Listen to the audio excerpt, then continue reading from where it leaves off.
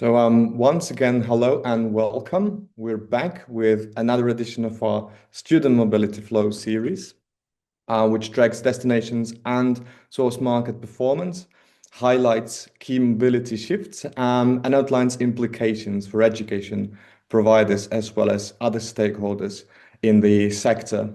We can say that a lot has happened since our last release, but one element persists, and that is uncertainty. As a result, we're seeing a lack of strategic direction across all policy and operational levels. We see the, difficulties and challenges with a strategic market selection process, determining the right program pricing, achieving the returns, and also the ability to secure internal buying for international student recruitment.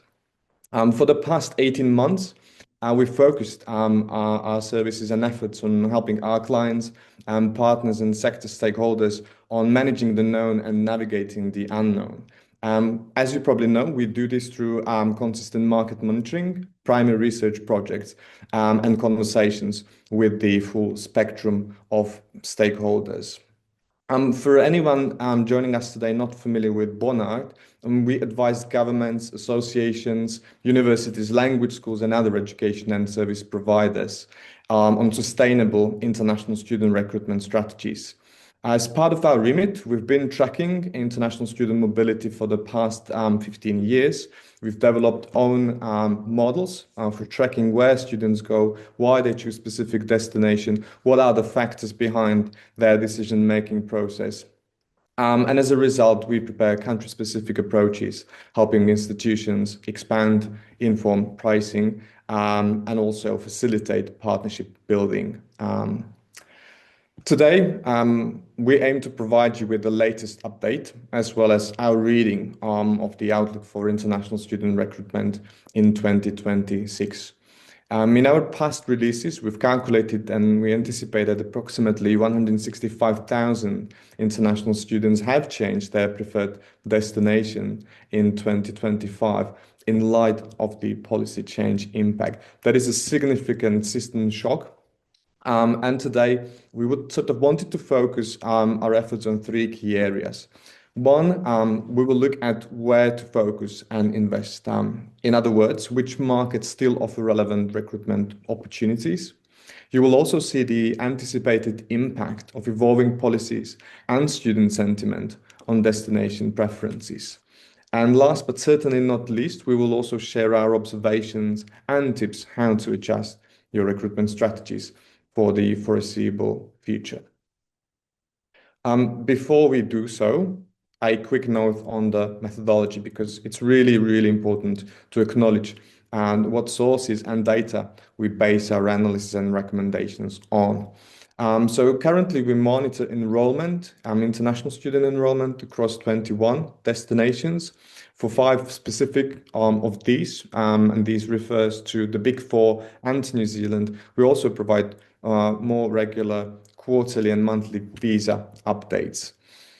This data is acquired through governments, and we clean it so that it aligns internationally, but also presents a very specific international student recruitment focused picture. So what we will be basing our analysis and predictions on is primary applicants only, so we remove dependents. We also only count offshore students, and we exclude extensions. So we only look at new applications so that we can see and track kind of the emerging demand. So this is all adjusted for best results for offshore student recruitment, also down to sector and study level where available. Today we'll sort of focus on the macro level, so all study levels, but for anyone interested in more specific breakdowns, we'll be happy to provide further guidance and market intelligence. Certainly, last 2 things from me before I hand it over to Sarah, who's going to provide the key highlights. Slides and recording will be available to all of our attendees today. And you can also post your questions using the Q&A function. So I'd encourage you to post your questions, and following the presentation, we will try to answer as many as possible. So at this point, I would like to hand it over to Sarah, and do enjoy the presentation. Thank you. Thank you very much, Patrick. And once again, welcome everyone. Thank you very much for joining us today. So we can share a little bit more of our work in terms of the tracking the student mobility flows and also the latest insights into the student visa grants applications as well. And probably let's go directly to the macro level overview and moving to the data that actually shaped the 2025 international education industry in a Big Four and New Zealand as well. As Patrick mentioned previously, the following data will cover the destination performance using the student visa grants and the applications across all study levels, covering main offshore applicants and also excluding the extensions. So to reflect the 2025, we will start with the student visa application data. And the visual here shows the application demand by destination, so actually where the students are trying to go. But what quickly becomes clear is that the demand is no longer driven by student preference alone, right? So government interventions are now a major force shaping these trends across majority of the key destinations for international education. Because most 2025 statistical year are not yet fully closed, the figures shown here also includes modeled estimates by our team to project full 2025 demand and allow for a more fair comparison. Starting with Australia, so you can notice that after a sharp drop in the applications throughout the 2024 and early 2025, the pace of the decline has eased, suggesting that the demand might be finding a floor, though some sectors continue to drive their overall decline. So the full 2025, we estimate that there were around 230,000 applications, roughly talking about 9% lower compared to the 2024. For Canada, it's notably that Canada continues to be negatively impacted by ongoing policy changes. So application demand fell sharply throughout the 2025, with volumes down by around 51% year on year. At the same time, in 2025, demand for New Zealand has still not returned to pre-pandemic levels. Applications are estimated also to be a 6% lower year on year, indicating a slower recovery compared to their peer destinations. On the other hand, you have the UK, which stand out as the only Big Four destination showing a growth in 2025. So applications actually increased by 7%, even though volumes remained below the peak seasons shown in 2022 and 2023. And this actually points also to steady, resilient demand despite a broader global headwinds we currently see in the industry. But looking ahead to 2026, we anticipate a recovery in demand for, or slight recovery in the demand for Canada and New Zealand, while the UK is expected to remain broadly stable, and much will depend on how policy clarity and really like processing capacity evolve over the coming year. But while the previous slide showed the applications, this following data shows the reality. So this is where the intent meets the outcome. So the actual number of the students who were granted and a student visa.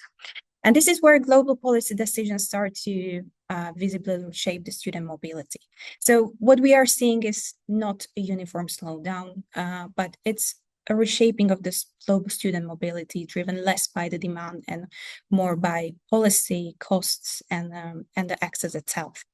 And the destinations that actually balance regulation with the opportunity are holding the ground. So while those tightening fastest are actually seeing sharpest declines.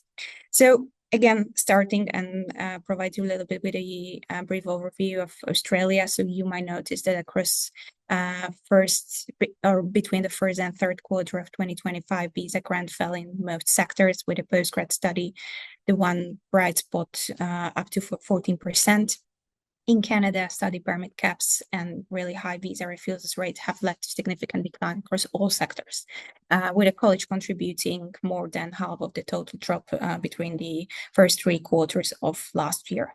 New Zealand presents a more stabilizing picture.